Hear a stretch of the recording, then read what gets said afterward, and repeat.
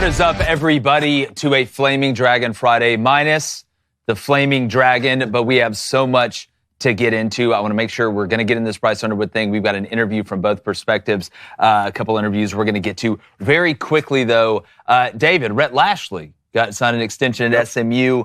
Very excited for Rhett.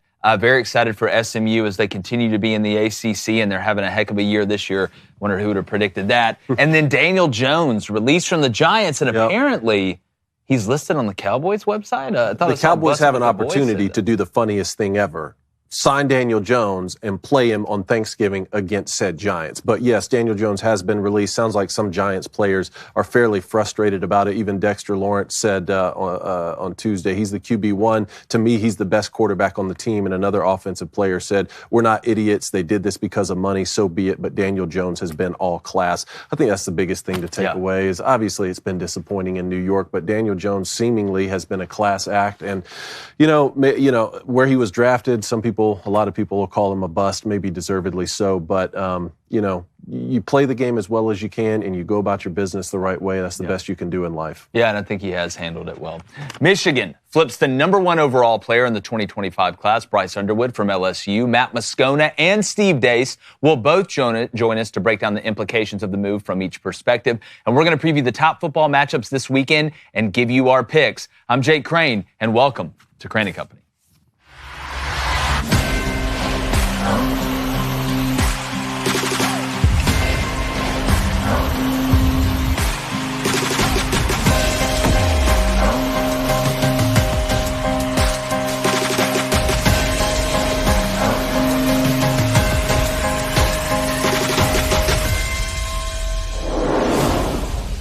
You guys that have watched us for a while know that I've been on the Brian Kelly train since he got the job at LSU, and I'm still barely hanging on, even after the Bryce Underwood flip and another average season on the field. My thinking and methodology was if Ed Orgeron and Les Miles could win the whole thing at LSU, albeit once, surely the organized super CEO head coach could do it, and maybe multiple times. He still could. All is not lost. But there may be an underlying factor that many of us, including myself, missed. Authenticity. Say what you want about Les Miles and Ed Orgeron. One guy ate the grass and it seemed the other one smoked it, but you couldn't argue that they weren't genuinely themselves, as weird or different as they may be. You see, players respond to authenticity. Because if you're the same person you are in recruiting that you are when the players get to campus and you start coaching them, they trust you and they're willing to run through a brick wall for you. In hindsight, it was probably those two's greatest strength. That couldn't make up for the archaic scheme of Les Miles or the off-field distractions of Ed Orgeron, but that key factor helped them grab a title each. It seems, though, that Kelly lacks that authenticity. We saw him adopt a Southern accent at a basketball game. We see arguments between players and coaches more regularly for them on the sidelines, and it's probably time for a reset for Brian Kelly, and it's not hard. Just be yourself, man. You don't have to be a trash talker or a troll like Lane Kiffin or a good old boy like Sam Pittman. Just be you, even if you aren't the most outgoing or charismatic personality. Teams adopt the identity of their leader, and if that switches more than the guy from Split, it creates cracks in trust and fractures in relationships that seem to be showing up right now on the field. We see this in politics as well. The status quo robots don't win elections anymore. It's the authentic and real people that do. Now, that isn't the only thing that LSU needs to fix. There are play calling issues offensively and personnel issues defensively, but those can be corrected quickly through new play callers or better personnel from high school or the transfer portal. But knowing who you truly are playing for can help speed up that process and right what should be a dominant ship. One of my favorite quotes ever comes from Remember the Titans. Attitude reflects leadership. But if I don't know who my leader truly is as a person, my attitude will change regularly, and the culture won't be built the right way. David Cohn, former Michigan quarterback. Replacement Cohn, current sit-in for my brother on this Flaming Dragon Friday. David, we're going to get into what this means, obviously, for Michigan and what this means for LSU and just the college football world in general.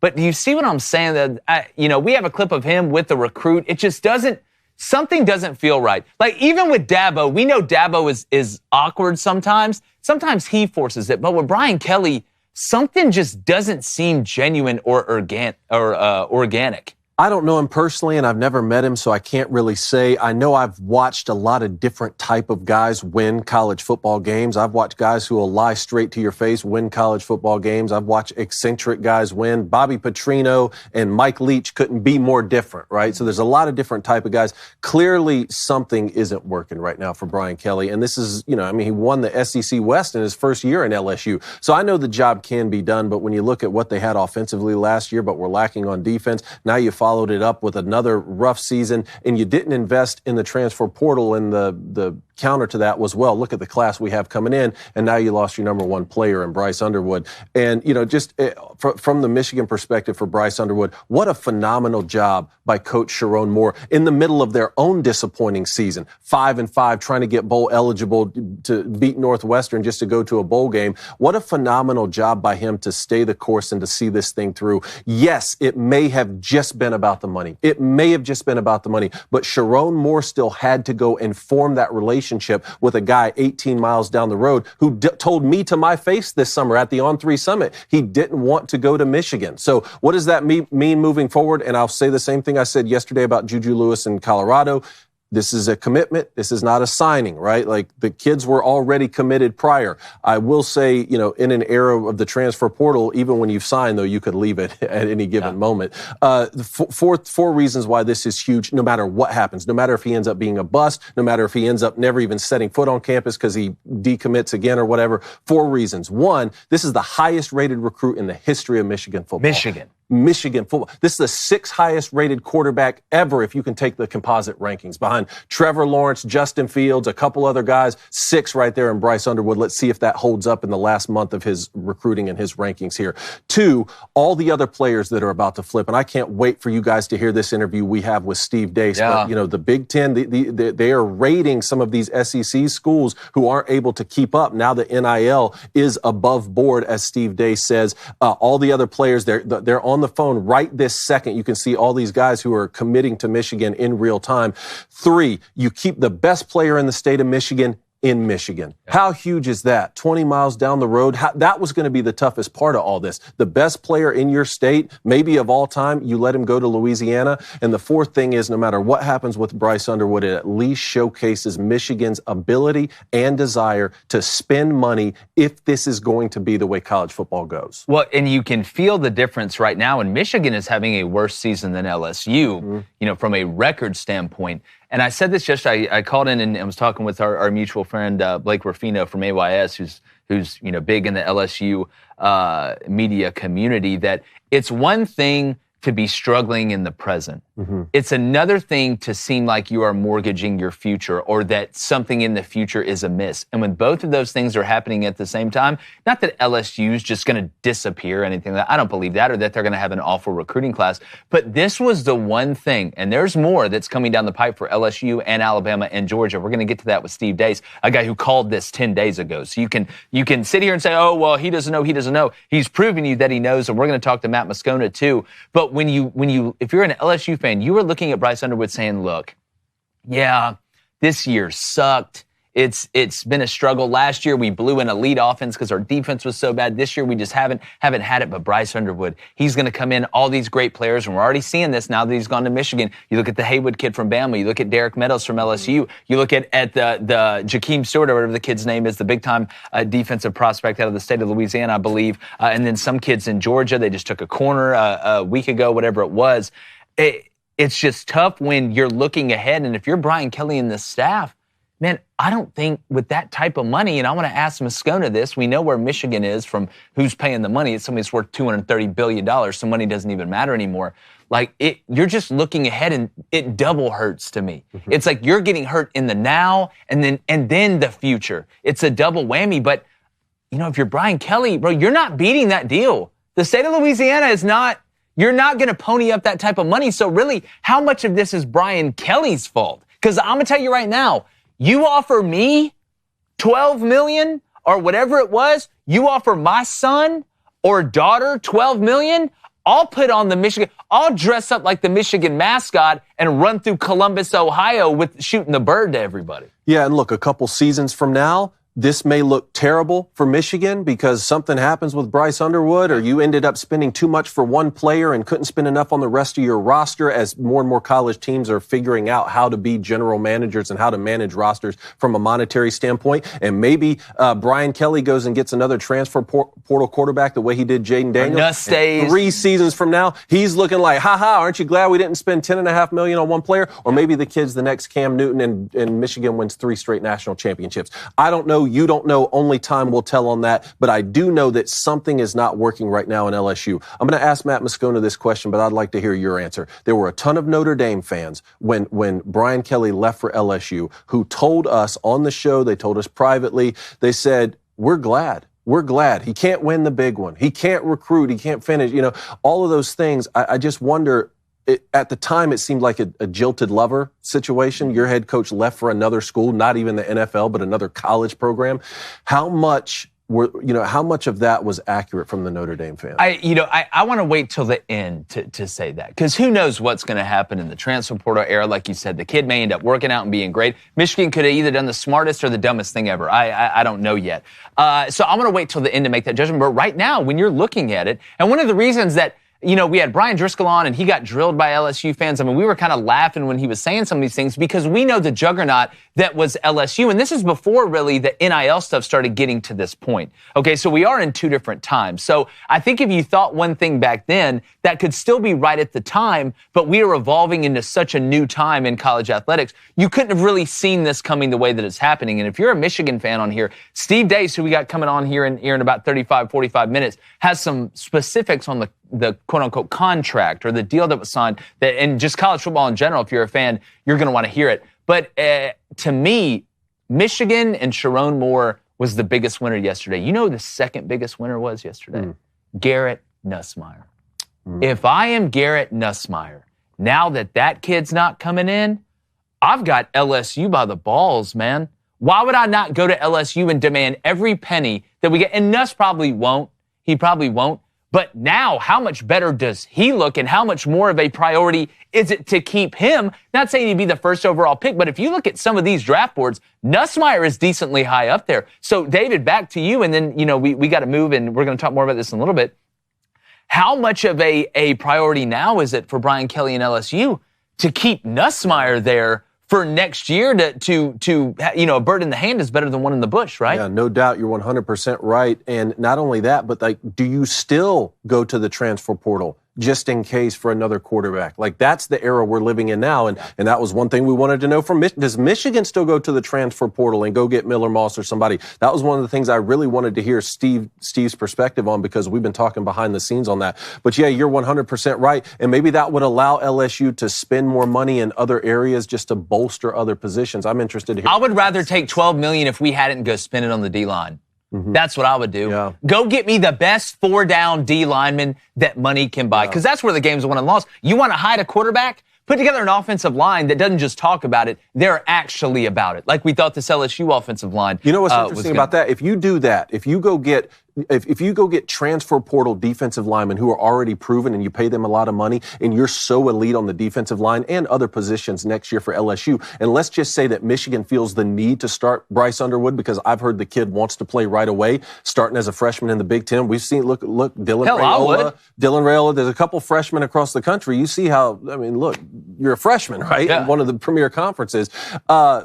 What happens if Michigan has a similar year next year as they have this year, because you're starting a young guy, and LSU, because they spent money elsewhere, they look better early on? Even if Bryce Underwood goes on to win the Heisman Trophy and back-to-back national championships several seasons from now at Michigan, at least Brian Kelly next year in that scenario could say, see, I made the right decision. I made the right call. We're doing the right thing. We're better. And maybe that could buy him some more equity. That's a great point. All right, let's get to the chat before we get to pick. Okay, $5 donation here from David S. Yes, chat, I'm in charge today. There is no flaming dragon. He might be flying around somewhere. $5 from David S. here. We beat LSU and they lose their prize QB. Ha, ha, ha, ha, ha, ha. These past 6 days could not have gone better for Florida fans. Yeah, well, here's what I will caution you. All these SEC fans that are sitting here trashing LSU, I'm telling you right now, they're coming for your guys too.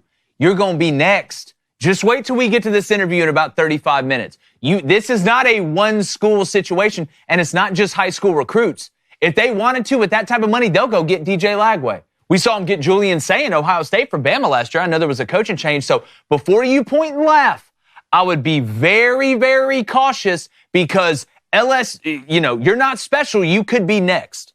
All right. $19.99 donation here from Josh Hall. By the way, he has a Braves logo in his handle. So let's really treat him right. Yeah. I hope you guys are having an amazing Friday. Wanted your thoughts on Alabama and Oklahoma. Yeah, we'll get to that here in a little bit. I think Alabama's going to win. We talked about it earlier in the week just because Oklahoma's struggled to score, even against an Alabama defense that's been up and down. I think it's going to be similar to the Georgia-Clemson game. It may be low scoring in the first half. Oklahoma keeps it within a score, maybe 10 points. Maybe it's 10-3 or something like that, or maybe even like 13-7. Oklahoma finds a way to score a touchdown. I just think eventually that dam is going to break for Oklahoma's defense, and Jalen Milroe's going to find a way. But they're not going to be able to line up, at least in my opinion, from what I've seen, and the pride that this defense has at Oklahoma, and just run Q power right at them like they did against LSU. Oklahoma won't get pushed around like that, not in their own backyard. Because of that reason, I like the under in that game, Yeah, Josh. I agree with you. $2 donation from Mr. Jones. Does Bryce Underwood start next year? God, doesn't he have to, though, David? It's going to be tough. Doesn't he have to? Like, can you imagine, like, if I'm paying you this amount of money, like, I want it now. Deliver the Lambo to my house. I'm getting it out and driving it. Let's say you bring in a fifth-year senior in the transfer portal, someone like a Miller Moss, or so someone like that who you could potentially be a backup if Bryce Underwood in fall camp is legitimately that guy, and you don't mind, whatever you promised the transfer portal quarterback. But if you get to fall camp and you can show the kid, hey, look at this. You're not playing as good as this other person. I know we're paying you a lot of money. You're going to win this job throughout this season. Maybe that could work. I don't know. I hate to say this, but this is an inordinate amount of money. Like, why even? I just think about if it was me. If it was me and I was Sharon Moore, and we believe this Bryce Underwood kid is phenomenal. He's the best thing going. He's right down the street from us, and we kept him home. I would rather, if we're going to struggle in your first year, I want you to learn in your first year. And Michigan's going to be good enough around him to do some things. It's not like you're just throwing him into the fire and he's got no chance or no help around him. I need you, if we're going to struggle, let's make our mistakes now. Let's make our mistakes now. Let's get it on tape. I don't want to wait a year, bring in a mercenary, and then your first true action after you didn't play for a season, you're a redshirt freshman or whatever, we're paying you this inordinate amount of money, and then I got to struggle for that first year. Let's get it out of the way, because at least you can explain it. If you're Sharon Moore, like, listen, this is the kid we think he is going to eventually win the Heisman, he'll win a national championship. It may not be this year. We may take some lumps this year. There's going to be some good. There's going to be some bad. I think you got to play him, dude. The counter to that is there's 100 other guys on the team. There's seniors on the team who that's their last year. And just like we talked about with the Giants players, knowing Daniel Jones is the best quarterback, but they're watching him be fourth string. There's a lot of guys. Everybody knows who the best player is. Well, what would upset you more, though, as a player? Watching a guy that you paid $12 million to go out there and play, or a guy you're paying $12 million not even having to play? And you're not making nearly that. And if I'm a senior, this is my last year and I'm trying to go to a bowl game and I'm trying to finish my football career before I go off into the professional world, and I see one of these fifth-year guys is legitimately playing better than a freshman quarterback who's just struggling with the speed of the game. I want to, who gives us the best chance to win? I get it. It's a weird dynamic. We've never had this dynamic. We've had high-profile guys go to places, but not in this manner. Yeah. All right, $2 donation from Dean Olson Cone. Think you've got a package waiting for you, ! I'm not sure. We'll check. Is it ticking? I don't know. I hope it's not ticking. All right, let's go one more, and then let's get to these games. All right, hold on here. $5 donation from the Heartbroken Hog.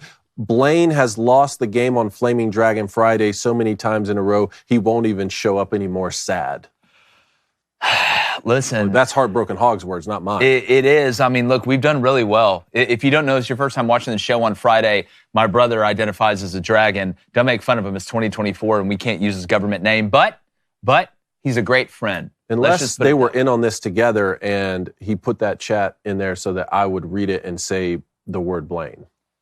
Listen, it's so deep now, but he's not here, so it doesn't count. Replacement cone. True. It doesn't count. All right, let's get to these games. But first, all right, Michigan obviously woke up feeling pretty good this morning. But if you want to wake up feeling good each morning, you need to check out Black Rifle Coffee, and here's why. It's not just that they have a bunch of light roast, dark roast, everything in between espresso, and it's an incredibly quality product. You don't have to worry about where it comes from or how it's made. These are seasoned veterans. But it's also what this company stands for, because every purchase you make helps them further their mission to support veteran and first responder causes. Everything from getting funding and equipment to first responders to helping veterans get medical care. Also, when you go on the website, which I'm going to give you in a second, if you don't know what type of coffee you want, maybe you're new to the game or you're trying to mix it up and really want to know you better, they have a coffee quiz. It's kind of like wine. If you don't know anything about wine, you want to learn what wine you might like, you take a quiz, they tell you. They got the exact same thing here. And like I said, a portion of every purchase you make with Black Rifle Coffee goes toward those veteran and first responder causes, which we know how important those people are to our daily lives, so we can do things like this. So when you go to blackriflecoffee.com and you use code DailyWire, you get 20% off America's coffee. That's blackriflecoffee.com with code DailyWire. Get that 20% off, support a great cause, and get some really awesome coffee while you're at it. All right, David, let's get into this. All right, let's pick our top 5 games here. Let's start with Florida hosting Ole Miss. Ole Miss, obviously, with the 2 losses. Florida coming off of what I think is Billy Napier's best win since he's been at Florida. Certainly top 3 wins. That win over LSU last weekend. The line right now is minus 12.5. It's minus 12.5, but I just want you to tell me, how's this game going to go? What are the keys to victory? Well, look, Florida's a lot more confident. I think DJ Lagway being able to beat LSU from the pocket just shows you, again, and we've talked about that this week, his nuance ability, his high IQ, how far he is along as a young guy, how much further he is ahead of some of these other people. So he doesn't have to go out there and run around and improvise, and, that can lead to catastrophe, but can also lead to, something great. He can go out there and beat you like an older quarterback can beat you. But here's where, and I've said this to Ole Miss fans who've asked me all week, I think Florida beating LSU was the best thing that could have happened to Ole Miss, because you're going to have to see DJ Lagway anyway. Right? So it's not like you had to wait for that backup, the third string quarter, the Warner kid, whatever, to come in and you're just so much better than he is and he's just not there, that you would eventually just be able to overwhelm them. That's not going to be the case. But we've seen Ole Miss show a lack of maturity throughout the season. You saw the way they played against Kentucky, and I want to give Kentucky credit, but it seemed like Ole Miss could just roll their helmet out there and win the game. You're not going to see this. They are wide awake after watching what Florida did to LSU. Now, I think Florida's going to put up a hell of a fight, because that front 7 that Florida has on defense is legitimate. And while Ole Miss's offensive line seems to have gotten it together, I still don't think they're as good as what some people thought or what even some of us thought going up against some of the monsters that Florida has. So I like Florida to cover in this game. They may even be leading early, but I think this Ole Miss team is going to be ready for the fight. I don't think Lane's going to be conservative from a play calling standpoint. He's going to empty the clip if he has to empty the clip. You got Mississippi State next. No offense to Mississippi State. I know it's the Egg Bowl. It's a rivalry game, but you just got to win and you're in my opinion, if you're Ole Miss. I think Ole Miss wins. I think Florida covers. But watch both these front 7s on defense. This is some high-level defensive front 7. I'm going to get after you, put my hands on you type football, which is the ones we like to watch. Yeah, because Ole Miss has the 2 losses and because Florida's coming off that win against LSU, there's not going to be any sneaking up, right? Everybody at Ole Miss right now is dialed in. So I think if Florida beats Ole Miss, it's going to be because they're legitimately better than them on the field this weekend. And I don't think that's going to happen. I think that Ole Miss holds serve. Not only this weekend, but again in the Egg Bowl, like you're talking about, to finish the season 10-2. The only way if Florida can get after Jackson Dart the way they did Garrett Nussmeier, that's going to give them the best chance. So I'm glad you talked about the front 7s, but give me Ole Miss right now. Next game up, Notre Dame Army in Yankee Stadium. Minus 14 right now is the line, over under 45.5. I don't know what to think about that number, because I don't know how well Army's going to be able to hold the football and have success on offense. But are you sticking with your Army pick? Look, I've been riding the Thunder all year long, okay? They've made me an inordinate amount of money, Army has, when it comes to covering this year. I've said for a couple weeks I'm going to pick them.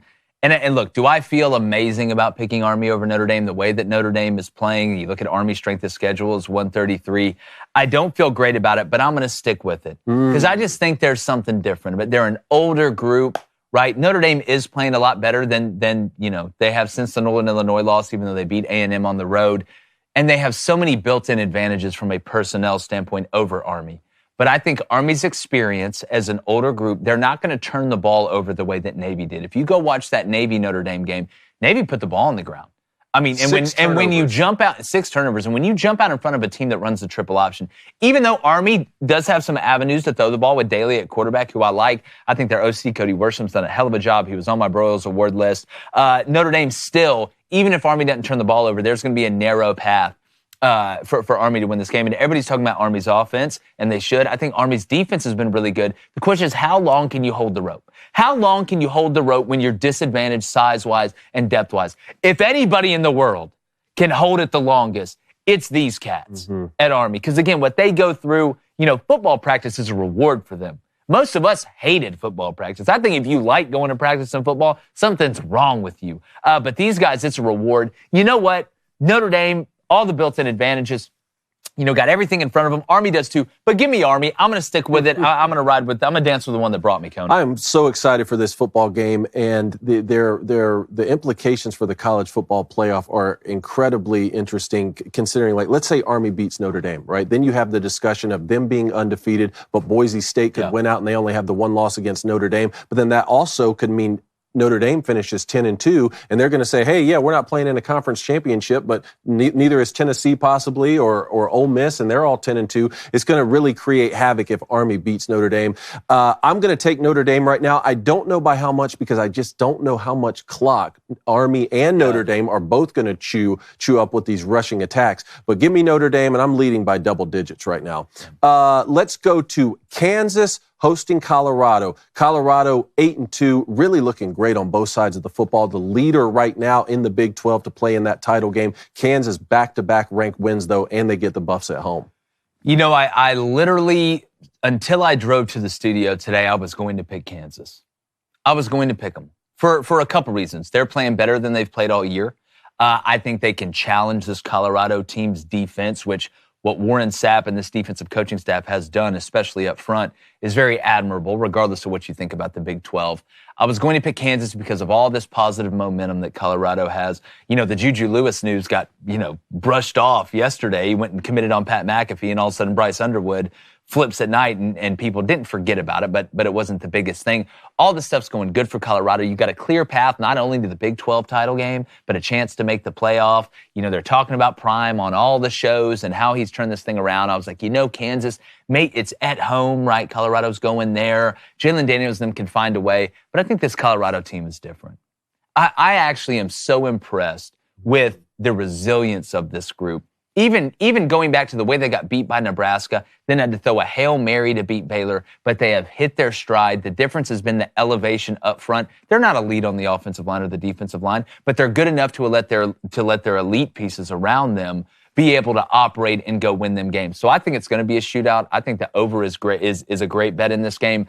But Colorado has found a way to win. And Kansas, even though they're playing better for most of the season, has found a way to lose. So it's a battle of both teams playing well. This team's lost more. This team's won more. Colorado's got a ton on the line. I think Shadur and them are locked in. Give me Colorado. Yeah, I agree with many of your sentiments on Colorado right now, and they play better football when they eliminate distractions. It's amazing how that works, right? Now, I am glad to see Kansas finally playing better this season. Me too. This is the Kansas I thought we would get for most of the year if Jalen Daniels stayed healthy, and he has, but, it's been disappointing. But they've really put something special here together. A win over Colorado would be 3 ranked wins in a row. That would be the team we were expecting to see, but give me Colorado right this second. Next one up, Arizona State, 8-2, hosting BYU, 9-1. Yes, you heard those numbers right. And the winner of this could position themselves to play in the Big 12 championship game. Yeah, shout out to Kenny Dillingham. Our buddy Josh Pate is out there in Tempe. It's an awesome story to see with Arizona State and BYU.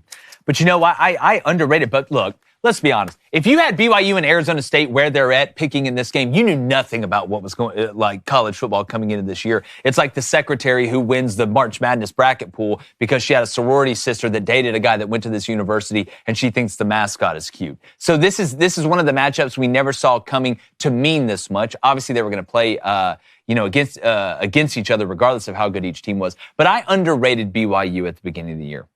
And I made that mistake. And told after week 5, it kept asking, prove it to me again, prove it to me again, prove it to me again. And they proved it to me again. A lot of people are going to be taking Arizona State, and I get it. Kenny Dillingham, I think, has done one of the most underrated jobs in the country. I think Sam Levitt from a running standpoint is underrated as well. Scadaboo's one of the best stories in college football, not just because he's a white running back, but the way that he runs, the ferocity, his ability to keep his feet churning, and it's really become the identity, I think, of this Arizona State team. But I'm not sleeping on BYU even coming off a loss.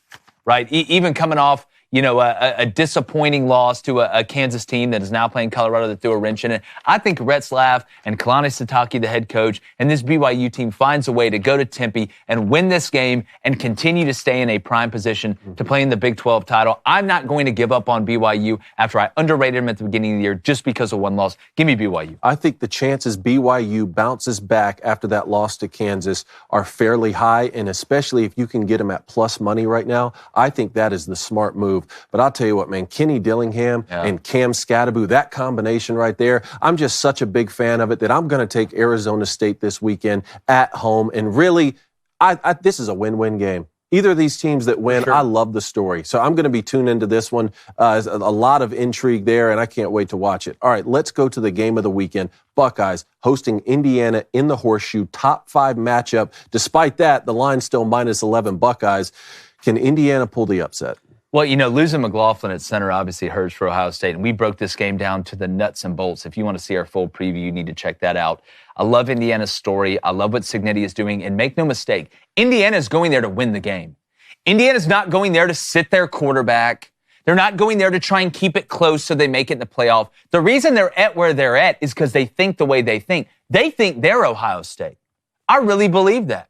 I don't think there's any doubt in that locker room, in that coaching staff, in the culture that's already been cultivated in Indiana, that they don't deserve or have the right to go win this game, or they're not the big dog. The problem is they really have to stay on schedule offensively because Rourke can't create outside of everything going right. And when it's going right, they're incredibly balanced. I like Surratt. I like Cooper on the outside. They're not going to run by you, but they can jump over you and make those catches, those possession types. I just think the line of scrimmage, even with McLaughlin out, is going to go to Ohio State's favor in the end. Even if Indiana comes out early and is able to make a couple plays, even if Will Howard is struggling throwing the ball, what I'm interested to see is will Indiana funnel resources to help stop the run, which is going to open things up on the outside because they got a 5'9" corner. The Potts kid, I think's his name, came over from James Madison. I think he's an NFL player, but he hasn't gone up against Jeremiah Smith, who's 6'3". They're going to put him in the boundary. You want to see a war? Watch when Ohio State goes 3-by-1, when they go trips open, and Jeremiah Smith's in the boundary, and that corner's on him. Are they going to give him help? Because if they give him help and I'm Ohio State, I'm running it. I'm going to get in trips open. I'm going to see if you're going to try and help him out. And if you're going to try and help him out, play over the top, I'm going to run it. If not, we're going to play a game of I think my guy beats your guy at birth. So give me Ohio State, but I don't think they cover. I think it's a backdoor cover by Indiana. The Horseshoe is one of the toughest places to play in the country for a reason, man. This is the type of game the Buckeyes usually feast on, right? Like, this is where they really showcase their will. I've seen it so many times. I've seen this movie. I've seen the sequel. I've seen the reruns of it. And usually in these situations, right, I am the you have to prove it to me first guy before I can risk my pick on you. But, man, Kirk Cignetti, so much confidence. I love what he's done, and they haven't been barely hanging on. I know the strength of schedule. We can talk about it ad nauseum, but they haven't just been barely beating some of these teams. I'm willing to risk my pick this week on the Cinderella story. Let's see what happens, man. Let's see if they can hang tight. I'll pick Indiana this week before we get the game next week, which the line on that one's out right now, minus 23.5. But give me Indiana this week, and let's just see. Can they win? Do they lose by 50? I don't know, but it's going to be a heck of a Saturday. Definitely. We're going to get to the phones. They're going to open up at 2:45 p.m. Central, 1-855-236-3228. We're going to get to them at 3 o'clock after the Steve Deace interview. We're going to have a lot of calls, so let's make sure we roll through them. We should have Matt Moscona. Justine, are we almost ready with Matt? All right, well, let's go in. Yep, let's go. Say that again. Yep. All right, before we get to Matt Moscona, want to tell you about Game Time. If you want tickets to a game this weekend, maybe you want to go to Indiana, Ohio State, good luck getting those tickets. But it doesn't even have to be sports events. It can be concerts, theater, whatever cool stuff you want to go watch where they sell tickets. You need to check out Game Time. Download the app, create an account, use code BOOSTER. We got a fantastic deal for you. You get $20 off your first purchase. You can get them up to an hour before the event and see the view from your seat before you go there, and they help you filter out the fluff. You don't have to worry about dancing around and trying to put in some code bite or giga data or whatever to try and find the best ticket. You just go to the App Store, download the Game Time app, make an account, call it whatever you want. Call it Red Hippo or Black Penguin, but just redeem the code BOOSTER, BOOSTER, for $20 off. Download Game Time. What time is it? I'll answer it. Game Time. It's also Moscona time. Matt Moscona. What is up, dude? You all right? Everything okay? I'm great, man. Happy to see you guys. Beautiful day in Baton Rouge. Sun is shining. And a little scotch of fall here, guys. It was in the 40s this morning. Scotch of fall. Yeah, I saw the leaves, man. My drive-in was gorgeous today with the leaves changing this time of year. All right, Matt, we know the situation with Bryce Underwood. We want, from the LSU perspective, from your perspective, and you keep it real. You're not somebody just going to sunshine pump. There's not rainbows just bursting out of you yet. How do LSU fans feel this morning waking up is my first question. And the second is, oh, man. LSU, the state of Louisiana can't afford to pay what these Michigan guys are getting paid, right? There's just no way. Yeah, so the first part of that, I mean, it's as close to a full melt as you can imagine here. The Bryce Underwood piece is, it stinks. There are ways, and there's a path to winning without Bryce Underwood. Of course you want Bryce Underwood. You invested 3 years of resources recruiting him. You had him committed for a year. And guys, LSU, their NIL offer for Bryce Underwood was 4 years, $6 million. It was $1.5 million a year. The highest paid player on the team right now from the collective is Will Campbell, getting $500,000. Wow. Like, they were willing to go 3x the highest paid player right now. So they were pot committed. So like, there's no misgivings here. Like, they all in. Bryce Underwood. Chips were all in. There's no backup plan. Like, they weren't recruiting another quarterback. This was it. This was the plan. The plan was Bryce Underwood. I would say, though, the timing is probably what's more damaging because it's in the middle of this 3-game losing streak where, look at the calendar. By the time LSU kicks off against Vanderbilt on Saturday, it will have been 5 weeks since LSU won a football game. That's when they played Arkansas. She had 3 losses and a bye. So, I mean, it feels like it's been a minute since LSU's won a game. And so this on top of that has people on tilt right now. Yeah, and Matt, again, and I said this last night after this news broke, was, you're struggling in the present, and now you feel like you've lost a big piece of the future. So it's kind of like a double whammy. Not that LSU is going to disappear into the darkness or nobody wants to go play at LSU, but right now, they're not going to, Brian Kelly's not getting fired, right? Even if he loses to Vanderbilt, you can't pay, what's a $60 million buyout? If you can't pay $12 million for a quarterback, you sure as hell aren't paying $60 million to get rid of a coach, and you probably shouldn't. But at the beginning of the show, and this is something that I didn't see at first, and I'm starting to see it, and I think it can be fixed. And I want your opinion on it, obviously. That's why you're on the show. Do you feel like Brian Kelly just isn't genuine? Like, we, make fun of the fake accent and this, that, or the other. We see the argument that's on the sideline. It's just, something is amiss, man. Like, it's not a fake it till you make it type of deal. Brian Kelly's already made it. Do you think Brian Kelly is just being himself, or he's trying to put on some sort of good old boy, or he's this here, or he's that there, kind of like the guy from Split? 1 minute he's a 35-year-old British woman, the next he's a 12-year-old on a tricycle. I don't know if 12-year-olds ride tricycles. We're having our first kid in January, but am I close there? I'm not sure I really understand. I mean, I feel like everyone from the day Brian Kelly showed up has asked about fit. And the thing that I've told everyone for 3 years is it's the most overblown thing possible. I mean, the winningest coaches here ever, Dale Brown was from Minot, North Dakota. Nick Saban. Yeah, and Matt, I don't want to cut you off. I'm not talking about like you need to be from the South to recruit. That's not what I'm saying. You can, just as long as you're yourself. Like, I just don't know if Brian Kelly is like being himself. Like, something is amiss to me. I mean, as a guy that has sat in every press conference he's done since he's shown up, I actually, I knew nothing about Brian Kelly other than just what I saw on TV, right? Yeah. Whenever he got hired. I had never talked to him, spoken, met him. He's been great to us. I understand there's a perception along with Brian Kelly, but what I'll also say, Jake, is, man, when LSU was up double digits against Texas A&M in the battle of the only unbeaten teams in the conference, and they had won 6 in a row, and they were in the top 10, you weren't asking me this question. Year one, when they beat Alabama and won the West, you weren't asking me this question. When Jay Daniels won the Heisman, you weren't asking me this question. You were asking me how they fixed the defense. How did it get so bad on defense? So I really think it's a product of the moment where this is the worst stretch since he's been here. I mean, losing these 3 games. And then this Underwood piece on top of it.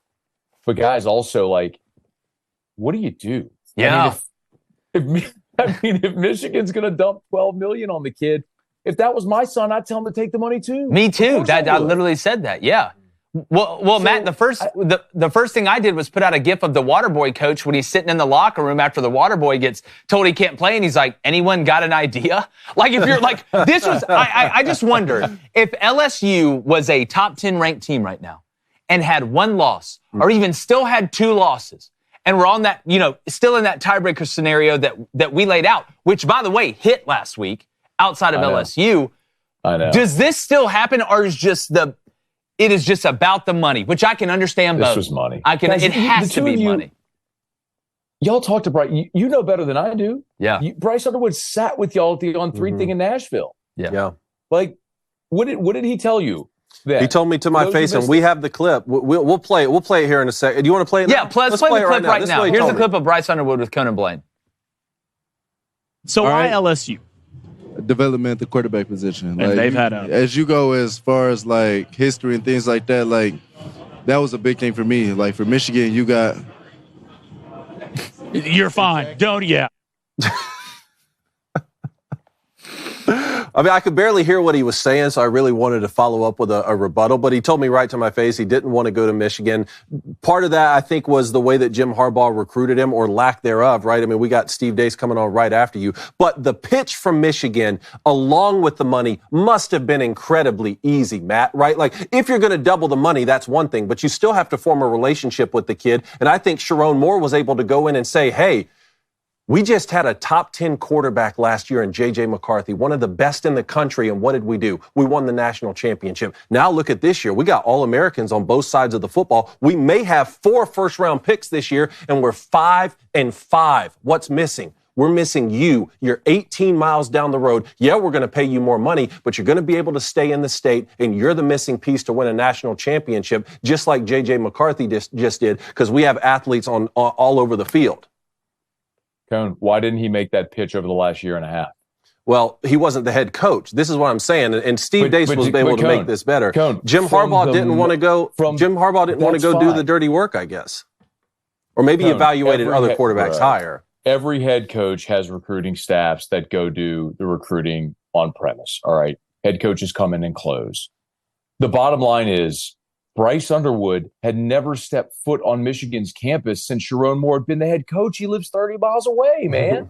You can't tell me that he's building a relationship. Come on, Cone. Like, we at some point, we could all just sit here and acknowledge what this is.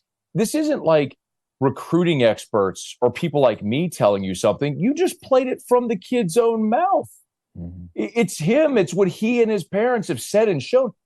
On their own dime, they took 8 visits to Baton Rouge, and they never visited a school 30 minutes away. Come on, dog. Like, we can all. Well, what are you saying? Okay. Come on. What did I say that's wrong? I'm confused. I'm admitting that they paid him. No. Hold on. Matt. Stop. There's no relationship between Sharon Moore and Bryce. They've never talked. They don't talk to each other. Cone. He's going to go play for a coach he never spoke to.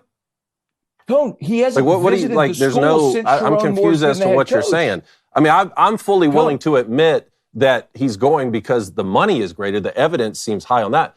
You're saying there's no relationship between the head coach and the kid who's going to go play there? There is no evidence at all that there's a relationship, Cone. Bryce Underwood has not stepped foot on Michigan's campus since Sharon Moore's been the head coach. Yeah.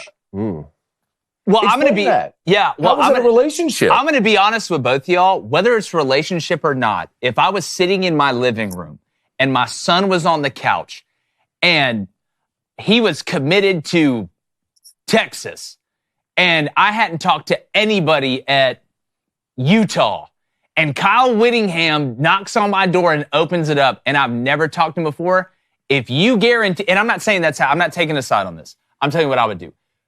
Even if we didn't have a relationship, if you're like, listen, Texas, which this would never happen, Texas is giving you $6 million, we'll give you 12.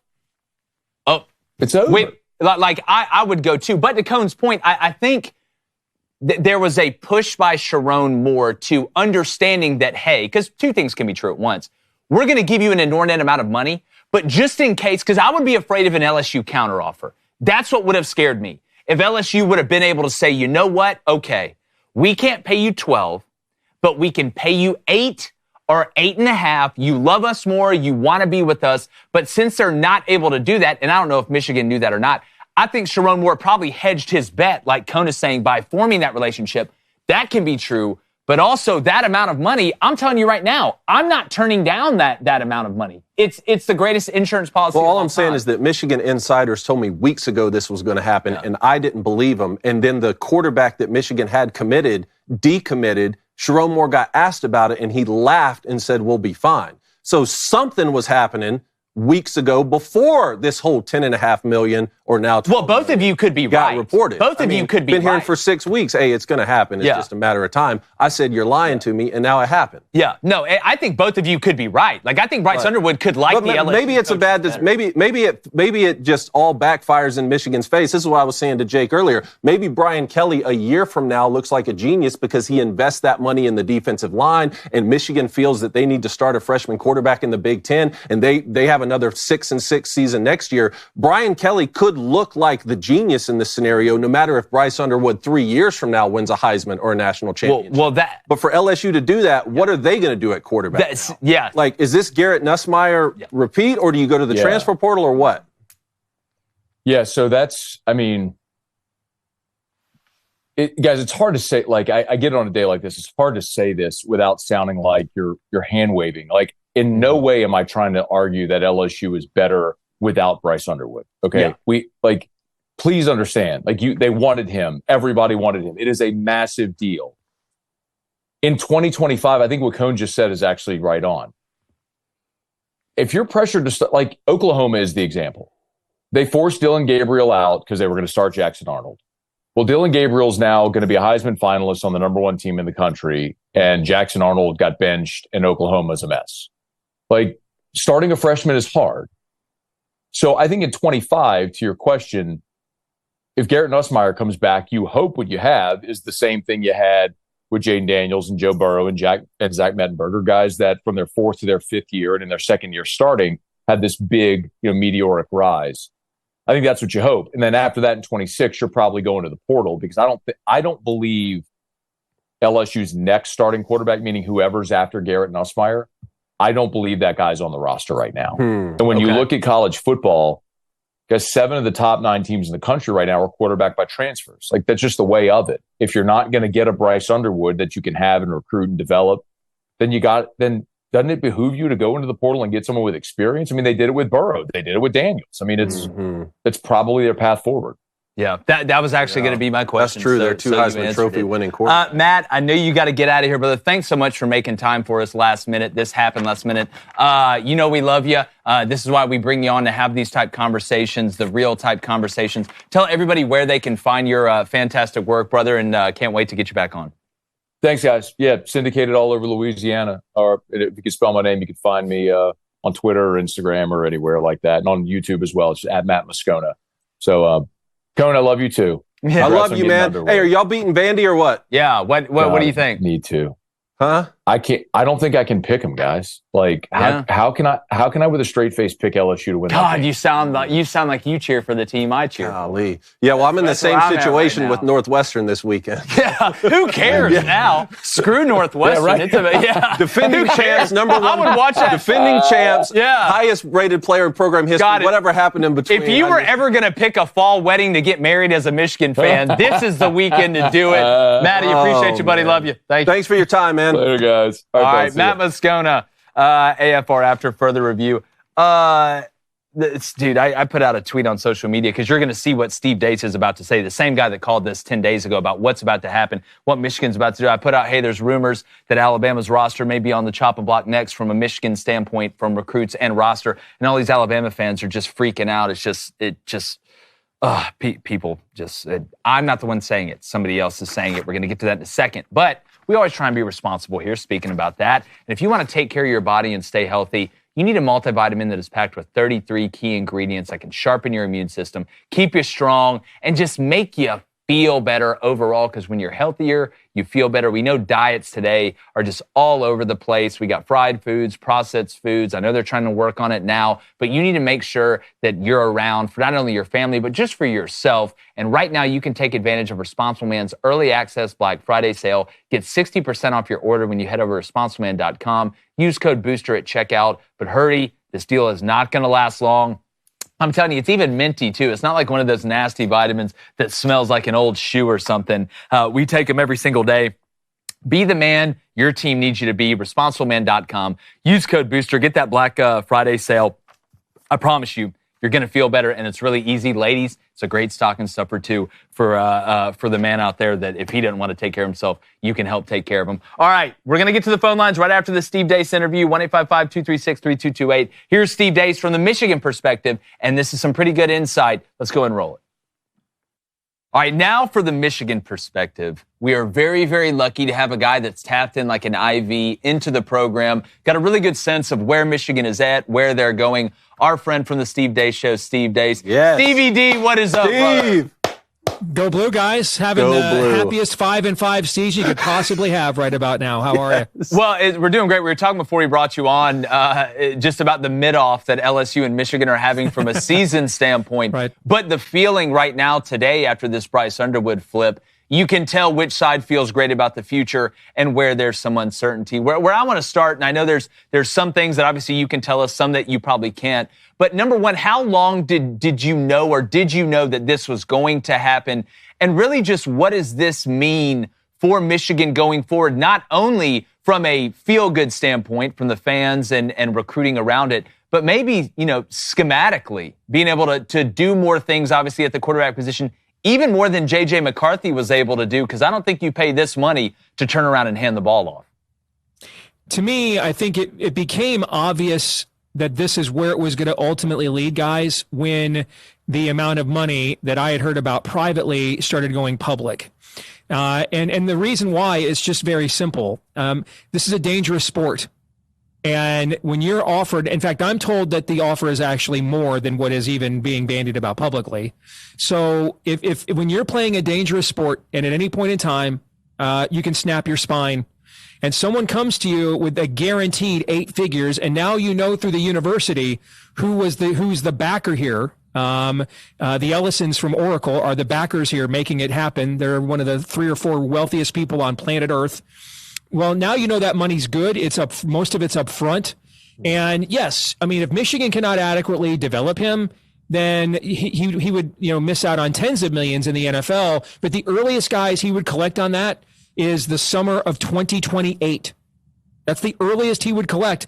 That's a lot of times that you could just blow your Achilles, at practice, like Seth McLaughlin, Ohio State's outstanding center, did last week. That's a lot of times that, a tragedy could happen, where something bad on the field could happen. You cannot possibly turn that down right in your own backyard from maybe the top rated public university in the world, who just won the national championship as well. So to me, once I got wind about how much the Michigan seriously brought to the table here financially, and then it was just a matter of doing the math from there, that this is how it was always going to turn out. Now, I will tell you, no one I knew thought this was coming down last night. No one. So Brian Kelly got a surprise last night, as even a lot of people I know that are close to the situation were. But there was a lot of speculation that Saturday was going to be a big day for Michigan's last home game. But I've been pretty confident about this since about 10 days ago, which is when I made my public prediction. But I was texting guys like David and stuff privately beforehand that I thought this is the way this was going to go. Well, a few things, and Coney, I don't want to step on your toes. Y'all are both Michigan men. I want to make sure you get the information you need. You said a couple things there. You said guarantee. You said upfront. Specifics, I'm not going to ask you to get into the details of it. I don't want to put that out on Front Street if we can't.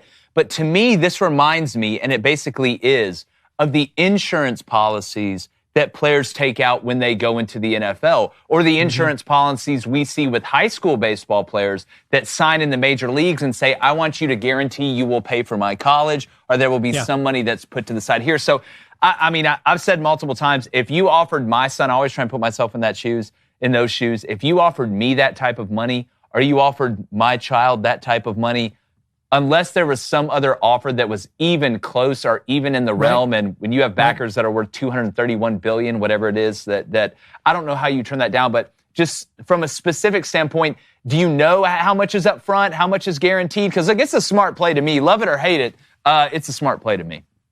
I think that it was made very clear that that there's a liquidity here that LSU cannot offer, and they can't even offer. They couldn't match the offer anyway. State of Louisiana. I mean, I know this. Going back when Bobby Jindal was running for president, I got to know him. The state of Louisiana has been broke for years, and this also, guys, gets into a paradigm shift here.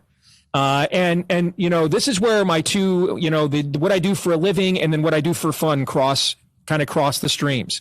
On the political side, I mean, our side gets outspent every time. I mean, Trump just got outspent like 3-1 and still won. Why? So we ran a billionaire for president. He got outspent 3-1 because this is, and you see this in collegiate sports. This is the difference in the donor bases. Mm-hmm. All right. And so a lot of the same kind of people that on the political side, I would go and try to raise money from, are the same kinds of people donating to SEC football programs. Very wealthy people. But a lot of times we're dealing with guys who maybe own a string of fast food restaurants or car lots. Again, very successful, very wealthy. What the northern land grant schools have, and this is the Democrat voter donor base, we're talking captains of industry, Warren Buffett, Ellison, level of donors here. This is why Elon Musk was such a welcome change on the right, as the closest thing to a George Soros we've ever had. Okay. I mean, they've got like 5 or 6 of these kinds of guys on the Democratic side. And a lot of these are also the kinds of donor bases now that these Big Ten schools, these land grant schools have. Michigan and Penn State have the largest living alumni networks on planet Earth. Ohio State has one of the wealthiest until the Columbus Blue Jackets. That was the largest television market in the country that didn't have a professional sports team. And so all their boosters were constantly invested all the time in the football program. And so in the past, when Les Miles could call Jai Eugene, who was committed to Michigan, and was committed to his alma mater, and when Les Miles could call Jai Eugene and offer him a couple $100K to come to LSU instead, and when Jai Eugene called Ron English, Michigan's defensive coordinator, and said, "What do I do?" Ron English told him, "You got to take that money." So in the past, when you could get Jai Eugene and there was no bidder for $200K, these Southern schools with their boosters and donors dominated under the table. Now that this is all above board now, and there's no stigma to it, it doesn't look like you're wildcatting. This is the stuff. Now it's a proud investment in your university, like having the track building named after you. Guys, these captains of industry you saw with Caleb Downs at Alabama last year, okay, the Southern schools should be very afraid. A paradigm shift is happening here. There will still be advantages to them. The state of Georgia, for example, creates more per capita NFL prospects than any state in the country. So you still have the Sun Belt locality advantage, but the idea now that you're going to get 2 5-star tailbacks to go to Alabama in the same class, that's not happening anymore. The Big Ten schools now, particularly the elite ones, are like, I'm your Huckleberry. We can play, and we can bring resources to the table that, frankly, these Southern donors cannot bring to the table. So something tells me in this next round of whatever comes after the NCAA, the SEC is going to be real interested in booster regulations all of a sudden. They're going to have a strange new respect for booster regulations now that this stuff is all out in the open now, seeing what just happened to LSU. That's why I've been begging Tim Cook, CEO of Apple, Auburn grad. Come on, dog. You're the richest guy we got. 100 million, no more Peyton Thorne. Yeah. What we're really talking about here is this is how the arts were supported in medieval and during all the way through the Enlightenment era. Patron saints who just really believed in the message or the artist. And that's really what we're talking about now is we're beyond boosters now. We're talking about angel donors, patron saints. And Michigan has, and a lot of these northern schools have several of these kinds of donors. Well, Steve, congratulations on the small role you played behind the scenes. You've been texting me saying this was going to happen. I was certainly less bullish on it, but man, I have so much to ask you, and I know we only have a few minutes here, but what is this? I mean, this is the highest rated recruit in the history of the program, the #1 player in the nation. What does this mean now moving forward for Coach Sharon Moore? 5-5 season right now, trying to beat Northwestern this weekend to get bowl eligible. The line just came out for the Buckeyes. I'll ask you about that at the end. It's minus 23.5 right now. But you just signed the highest rated recruit in program history. Sounds like he wants to play right away, so you could potentially be starting a freshman quarterback in the Big Ten following up a 5 to 7 to 6-6 year. Do they go to the transfer portal? What does this mean for all parties moving forward the next couple seasons? I think it's an instant legitimizer for Sharon Moore. I think I heard a point made by Chris Ballas at the Wolverine. I want to give him credit for it. That, one of Jimmy's great gifts as a coach, and you saw this at Stanford, how many guys with the right measurables were 3-stars but not football players, and he developed them into football players and went to the NFL. And he found guys that were in recruiting highways like Idaho with Colston Loveland. And you know this, Dave, we've had a lot of these kinds of players that Jimmy could just find with the right measurables. He had an eye for talent and developed those guys. It's very rare that you can defy the metrics of science with your own ingenuity and be successful. That's why Jim's one of the greatest football coaches of all time. So Sharon needed an angle. Okay. He's a great face of the program. He's very well respected. He commands an audience. He has a commanding presence, but he's also a very inexperienced head coach. And frankly, much of the season indicated the job was a little above his head with everything going on. So what's the angle? He is now willing to embrace, but then also this is not something, if you've spent 3 minutes around anybody who spent 10 minutes around Jim Harbaugh, he tried it. He did. Jimmy tried it, but it's just not his thing with a dip in his mouth to walk into all these captains of industry and say, hey, I need you guys here. Let me spit here. Okay, now I need you guys to give $10 million a year to this recruit. He doesn't want to do that. It's not who he is. Sharon is able to command that kind of a room. And I think now this is his angle. His ability to get the Michigan fully operational and weaponized Death Star pointed and working in the same direction. I mean, you're seeing all kinds of reports from the major recruiting services of now we're getting Georgia's best defensive line recruit calling Michigan. We already stole their best corner recruit last week. We took that guy from them. All right, now we've got LSU's top receiver recruit, Derek Meadows, calling us. All right, so offensive tackle committed to Alabama right now. Haywood. Yes. Yep. And I'm told there might be more of the rating of Alabama's roster and recruiting, and I'll just leave it at that. All right. So this is sending a signal now. You guys, listen. You guys wanted the game to be played this way, and now it's above board. Be careful what you wish for, because we have resources you guys cannot, frankly, compete with. And I still think Michigan will take a quarterback in the portal. I do. Okay. Will it now be? Remember, last year Ohio State got Julian Sayin from Alabama, and then still got one of the top portal quarterbacks at the same time. So I think that I know that he wants to play as a freshman, but I think the family is fine if he waits for a little bit too. So I still think I could see a Miller Moss. I think that's a name Sam Webb has mentioned on 24/7 Sports. I could still see a guy who's a clear one and done, proven quarterback still being brought in via the portal to at least give Bryce some time, and if nothing else, be the Cade McNamara to his J.J. McCarthy, if you remember back from 2021. Oh, certainly. I think that's a really good way to put it. That makes a lot of sense strategically, especially if you bring in someone who wouldn't mind being a backup. You and I had talked privately about Michigan NIL and how it was going to work out in the future, and we were concerned maybe we'll get left behind because, in a similar fashion to Stanford or some of those other once proud football schools, this is huge no matter how it shakes out, because it proves that Michigan is willing to spend the money. A couple other things here. Handle them in whatever order you want, just because people asked me to ask you.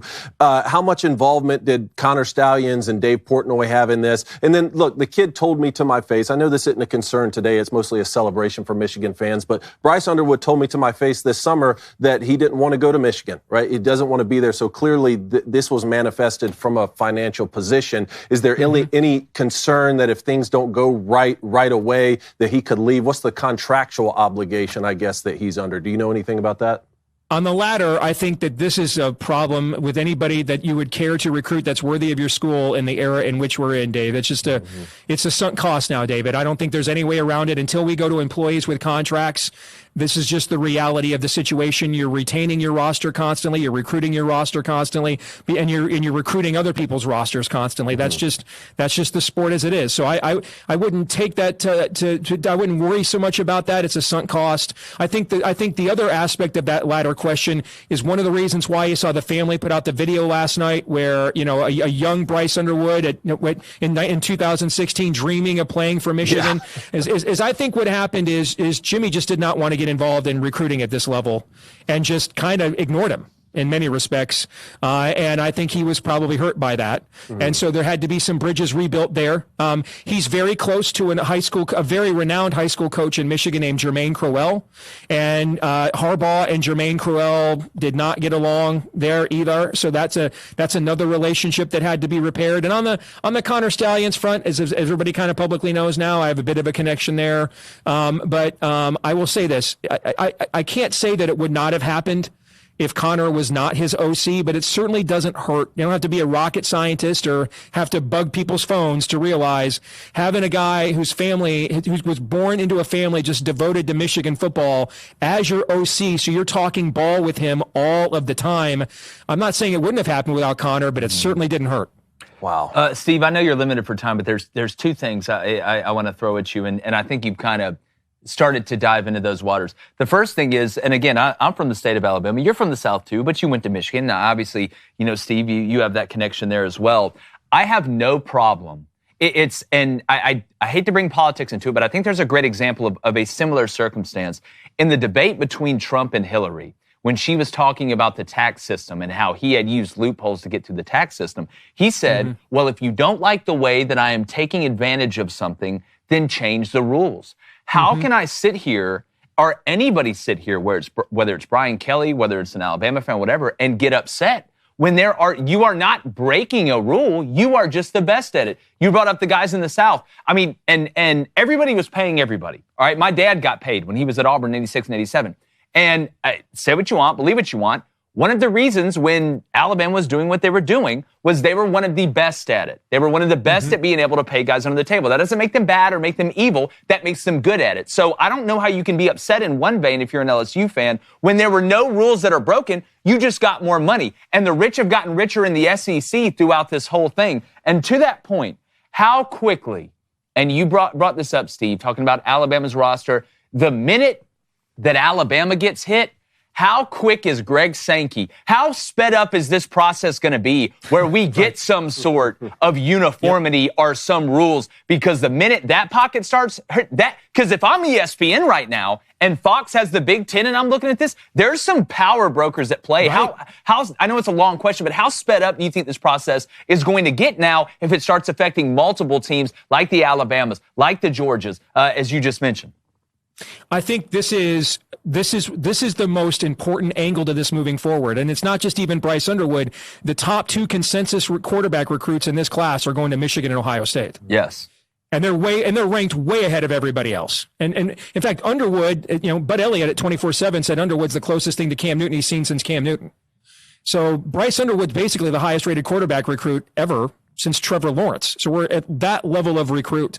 So I think it'll be fascinating that they're going to try. Obviously Tony Petitti and Greg Sankey have this, I guess we'll call it alliance. It's right? The Lannisters and the Starks. Yeah. Yes. Yeah. But I don't know how eager Tony Petitti is going to be to say, well, why would we get rid of a systemic advantage? All we're doing now is what you get. And I don't have a problem with it. In no other context of human interactions, guys, is it immoral to give somebody money to pay their phone bill or their single mom an apartment and a roof over her head for doing a dangerous job than paying a college football player under the table for playing a dangerous sport. In no other context of human interactions would it be considered immoral to compensate somebody for such a dangerous job, right? Well, now the immorality thing is out. The legality thing is out. Everything's out and about and above board. And there's a competition level here that just the Southern schools are not accustomed to facing.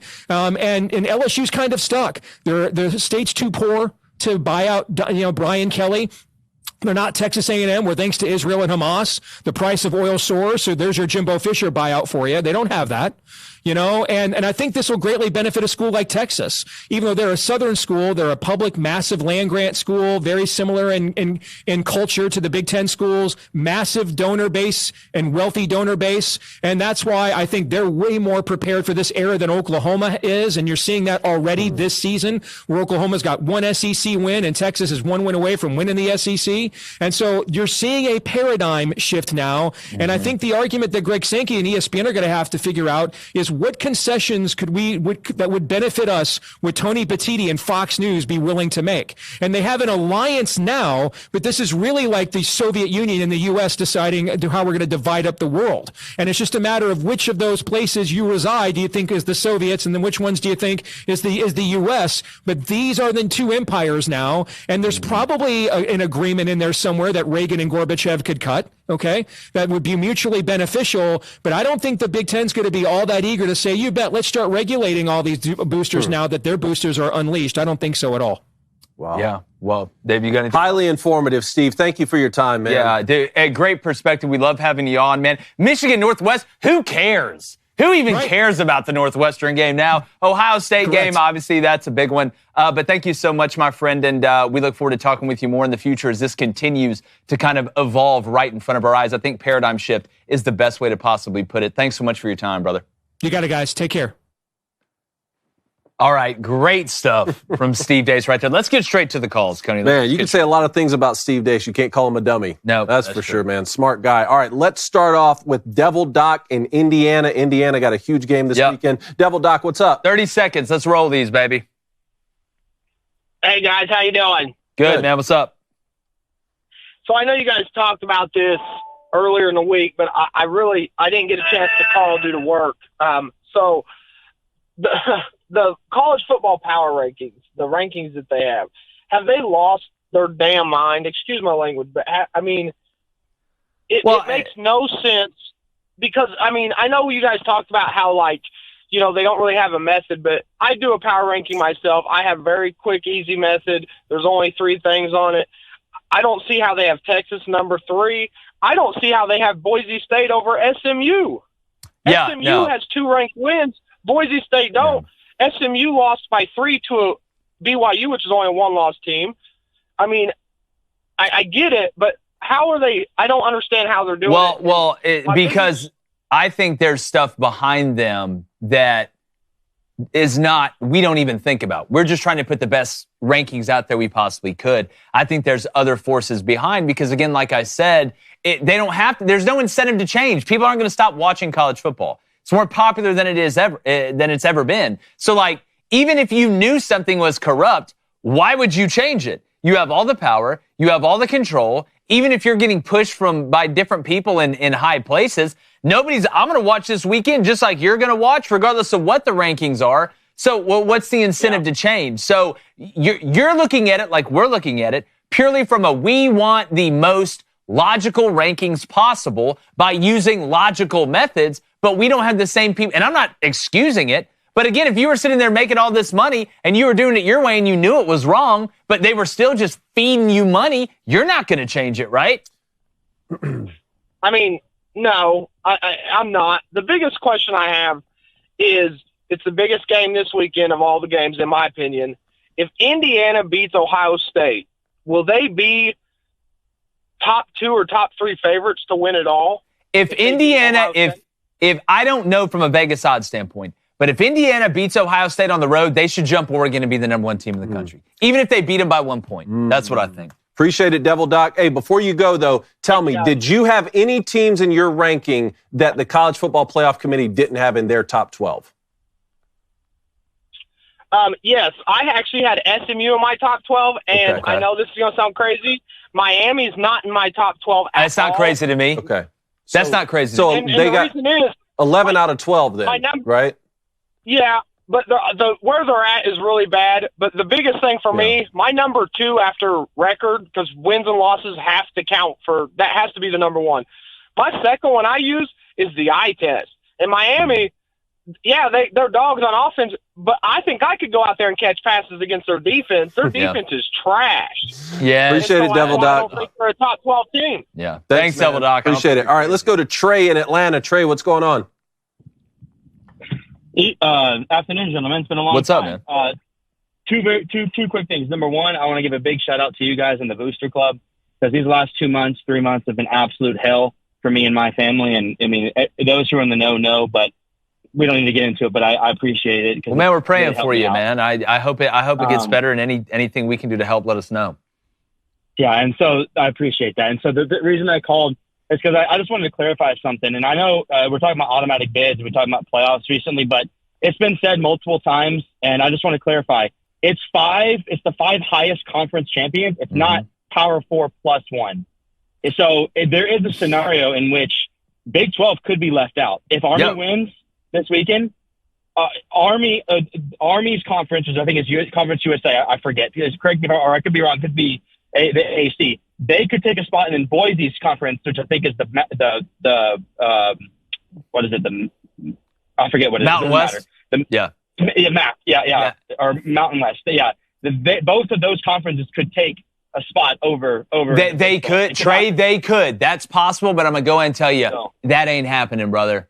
That ain't happening. Listen, especially if Colorado or somebody wins the Big 12. It's possible. The reason we call it the plus 4 plus 1, the Power 4 plus 1, is because 99% of, you could go 100 years, I think, into the future, and 95% of the time, the Power 4 conferences are going to get the bye, and then the 5th is going to be a group of 5. So theoretically, you're right. You're right. Yeah. I totally agree. I was just saying it's worth like being specific about it. It is. So it's the top especially this year. Top 5 conference. No doubt, man, especially on a technicality. Thank you, Trey, for sharing. Thanks, Trey. That's good insight. All right, let's go to, we got a Dragon on the line from the road on line 3. Let's see what he has to say. 30 seconds, man.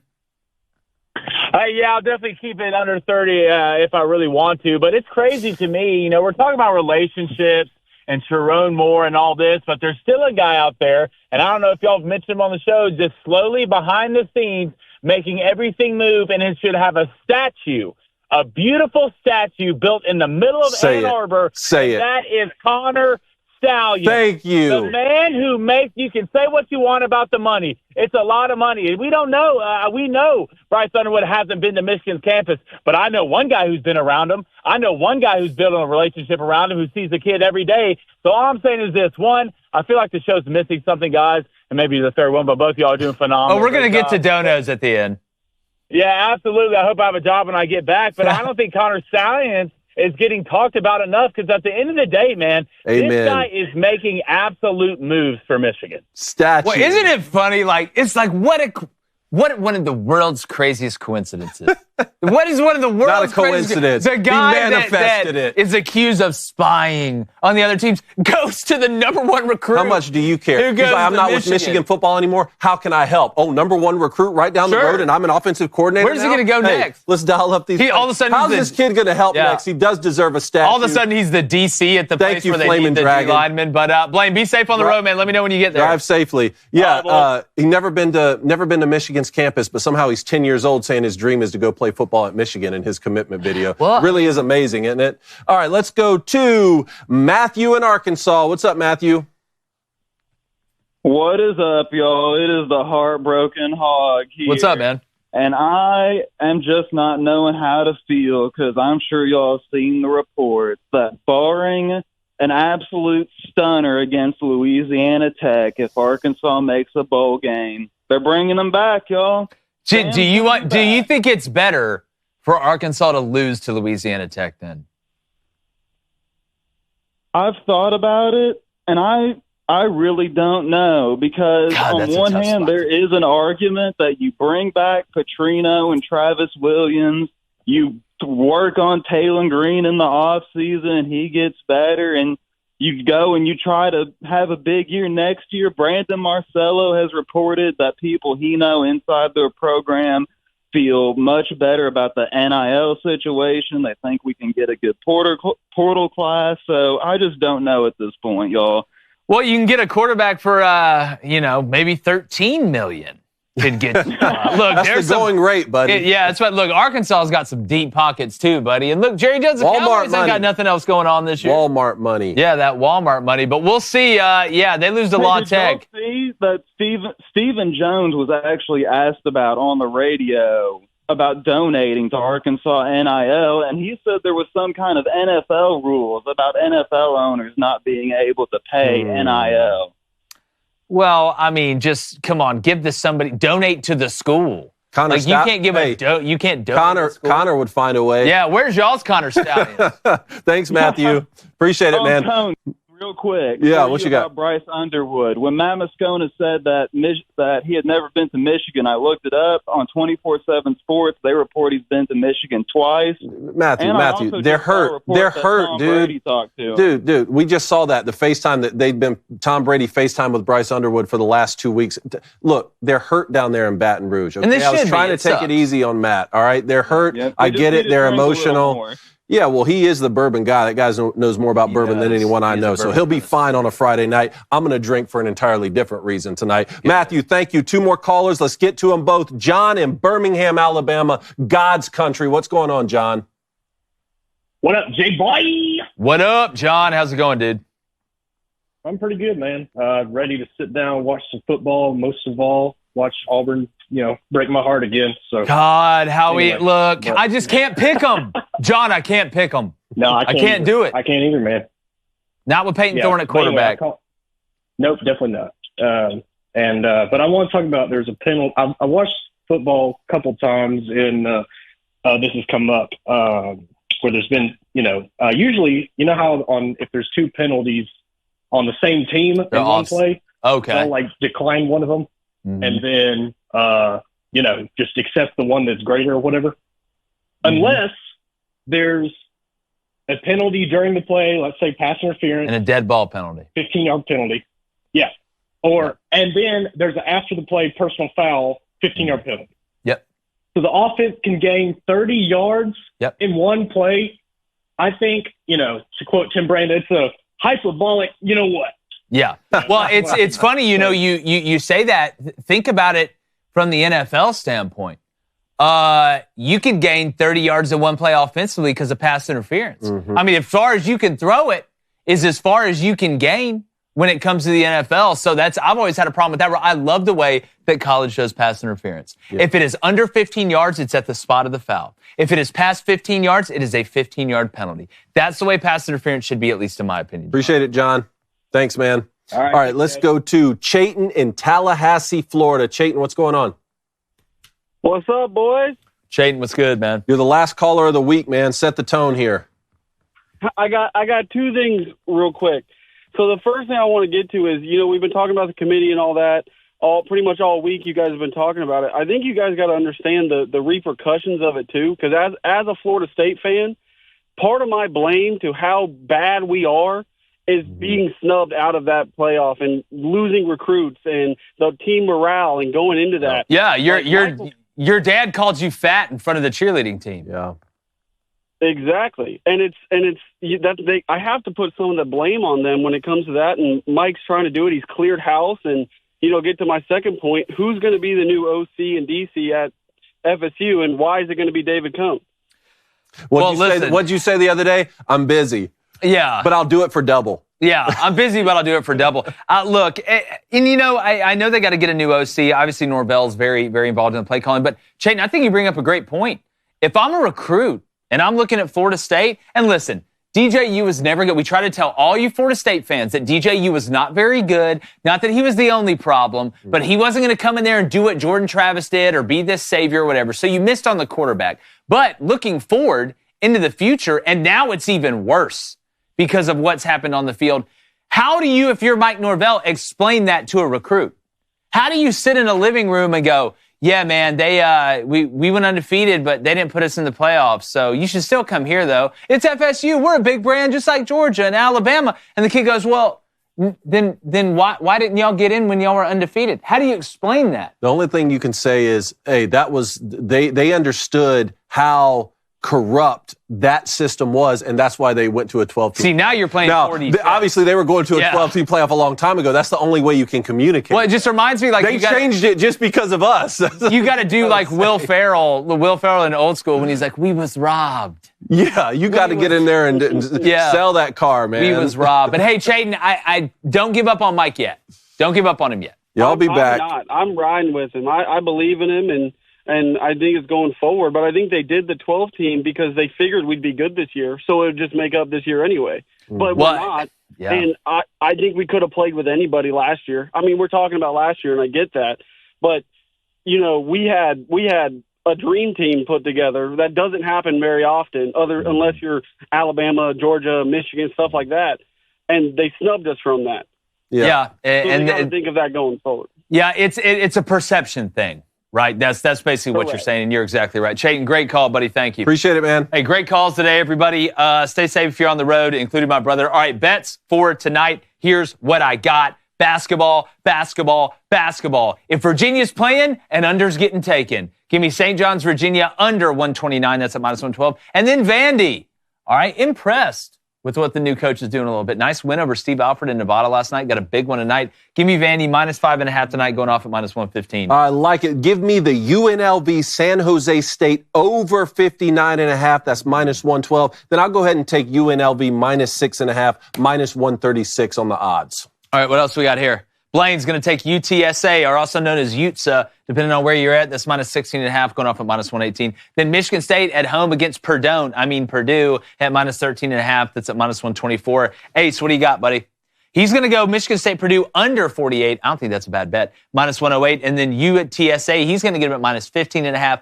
Little bit lower at minus 129. All right, let's get to these. All right, the production team has compiled a list of these. I'm going to try and get to them all. Let's see what we got here. $5 donation from Brett S. What's worse than a November Saturday wedding? Buying Notre Dame Army tickets before their wedding day was set. Huge shout out to the wife for riding solo.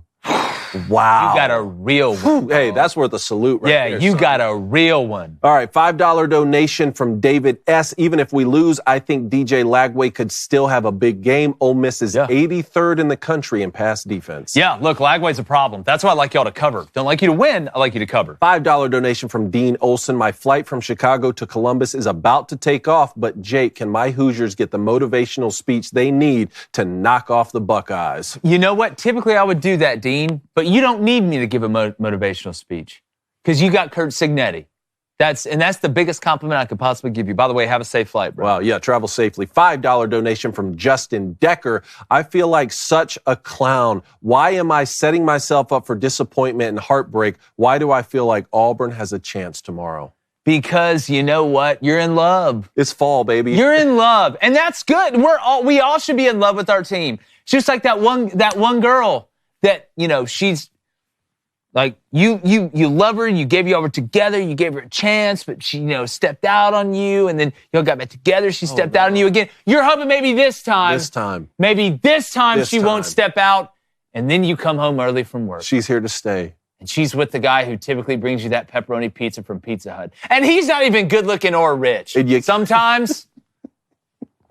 You know what? I'm not even going to say that. If you catch the early flight home from San Diego. All right. $10 donation from Booster Club Cards. Stop, everyone. Just stop. I read it like that because it's all caps and exclamation mark. Indiana is not going to show up at the Shoe and beat the Buckeyes. We live in reality where Indiana doesn't beat the Buckeyes in Columbus.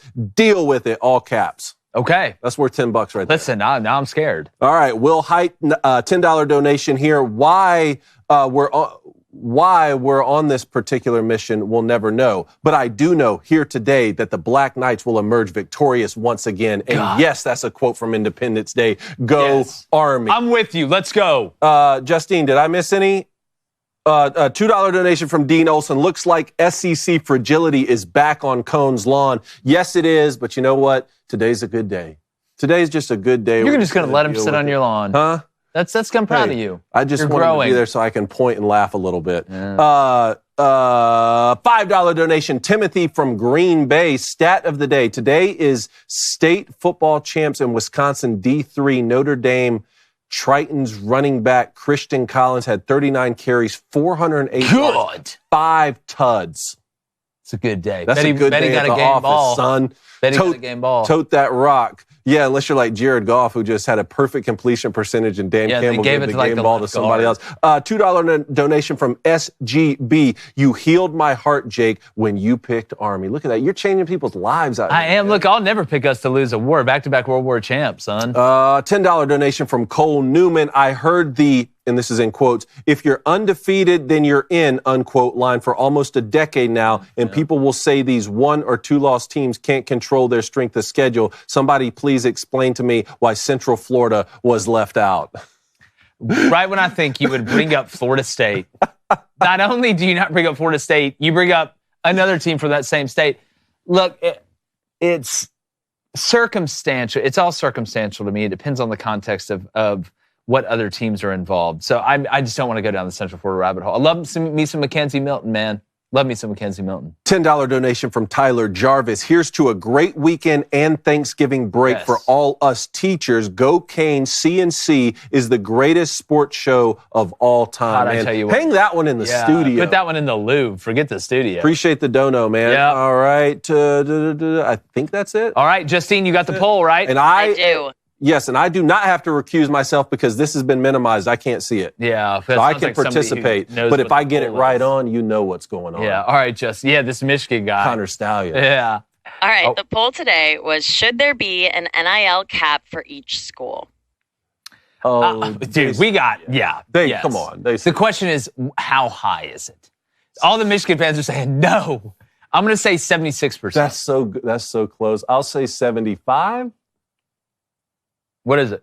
Yes, 66%. Okay, all right. No, 33%. The Big Ten fans came out today. They did. Until Bryce got 'em all Underwood, gassed until up with Bryce your Underwood SEC flips back to LSU, and then they start hitting. Look, here's the thing. I grew up in Auburn Hill and up at Bama.